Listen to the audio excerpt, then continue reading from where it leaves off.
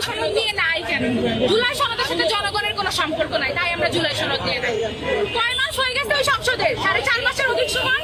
কোথায় কথা হয়েছে হাওড়ের কৃষকদেরকে নিয়ে?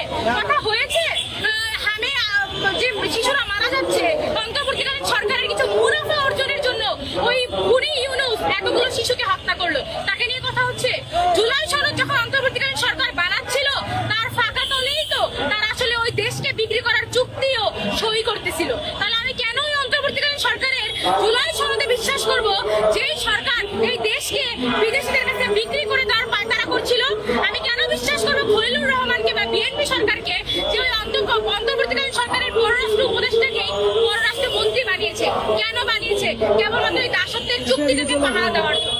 আমি জনগণের উদ্দেশ্যে বলতে চাই আমরা যে এই চুক্তি যদি বাস্তবায়িত হয় তাহলে জনগণের, এই দেশের জনগণ ভাতে এবং পানিতে মরবে। তাদেরকে মারার জন্যই ওই সংসদ পায়তারা করতেছে। সুতরাং বর্তমানের মুখ্য প্রশ্ন, বর্তমানের রাজনৈতিক সামাজিক বাস্তবতায় প্রধান দ্বন্দ্ব আসলে আমাদের ওই চুক্তিটা।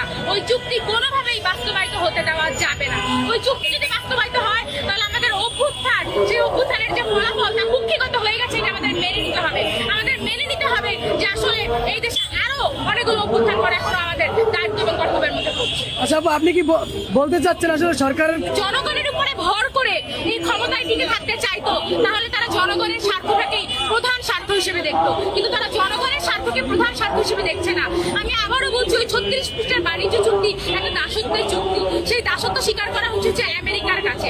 আমেরিকার ডোনাল্ড ট্রাম্প যদি তার কোনো রাজ্য সরকারকে চুক্তি পাঠায় তাহলে আমার দৃঢ় বিশ্বাস তাদের রাজ্য সরকার ওই চুক্তিটা মেনে নিত না। এখানে এই পরিমাণেই আসলে ভারসাম্যহীনতা রয়েছে, কিন্তু আমাদের সরকার সেটা মেনে নিয়েছে।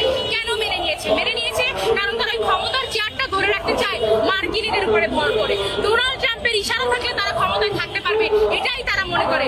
জনগণকে তারা শক্তি মনে করে না, এই জন্য জনগণের স্বার্থ দেখা তাদের জন্য প্রধান কাজ হচ্ছে না।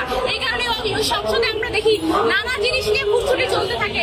হাসনাত আব্দুল্লাহ গাড়ি চায়, অমুক তমুক নিয়ে আলাপ হয়, সারা রাত আলোচনা করারও প্রস্তাব আসে, কিন্তু আমাদের এই চুক্তি নিয়ে না বিরোধী দল না সরকার কোনো ধরনের আলোচনা তুলে। আমরা আলোচনা তুলতে দেখেছিলাম একজন স্বতন্ত্র এমপি রুমিন ফারহানাকে, যাকে নোট অফ ডিসেন্ট দিয়ে থামিয়ে দেওয়া হয়েছে। সুতরাং আমরা মনে করি আসলে কোনোভাবেই এই সরকার, এই সংসদ জনগণের প্রতিনিধিত্ব করতে পারছে না।